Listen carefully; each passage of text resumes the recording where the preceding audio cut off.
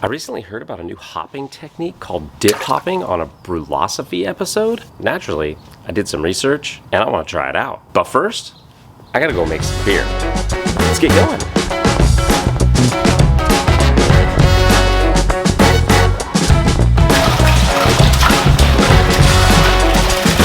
I'm only going to do a 30-minute boil today. That also means I get to use a little bit less water because I'm going to boil off less water. I'm only adding 6 3/4 gallons of water to my tank today. Dude, what are you doing? I'm hop dipping. No, that is not how you do it. It's not? Here, let me show you how to do it. All right. Basically, dip hopping is steeping the hops in water, in hot water in the fermenter before racking the wort on top of it. Because I do a full volume boil, I don't have any water left over. I'm not adding any water back to the fermenter or anything like that. What I'm gonna do is I added my full water volume to my kettle, but now I'm gonna pull off 1.5 liters of water to do my dip hop with. I've got my 1.5 liters of water here. I'm gonna heat this up to 180 degrees, and then when my boil starts, I'm gonna add this to my fermenter with my hops. The amount of dry hops that I was gonna use for this beer was 2 ounces. I'll add the water and the hops to the fermenter and let them steep in that 180 degree water for the length of the boil, and then once it chills down and all that, it's gonna be in there for about 45 minutes steeping, and then I'm gonna rack my wort straight on top of it. I'm sticking with a pretty simple grain bill this time. I'm going with just 9 pounds of pale ale malt. I went with 8 ounces of Red X for just a little bit of color, a little bit of extra flavor, and then I did add 3 ounces of Carapils in there for a little bit of extra head retention, but I'm keeping it pretty simple with this one. Let's go mash it in.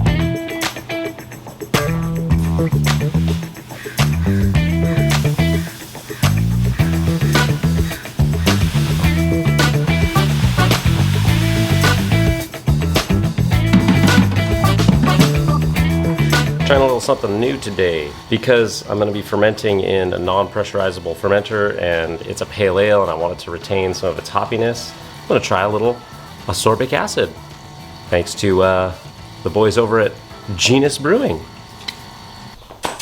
The boil snuck up quick on me. 3/4 of an ounce of Magnum going in at 30 minutes is my bittering addition. Alexa's telling me I got 14 minutes left on my timer. I got my immersion chiller in, going with a Whirlpool tablet. And I have a 15-minute addition, 1/2 ounce of Pearly hops. Put in a whole ounce of the Lupo Max Mosaic with 2 minutes left in the boil.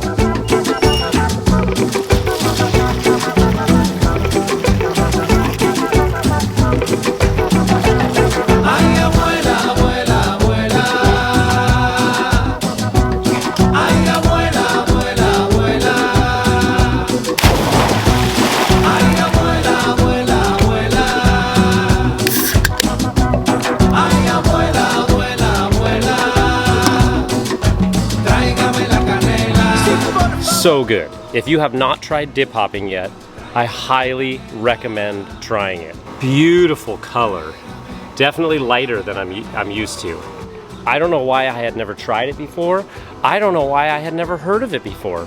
Let me know in the comments, have you heard of dip hopping? If so, have you tried it out? What has your experience been? I am dying to know. This might be the best beer that I have made yet.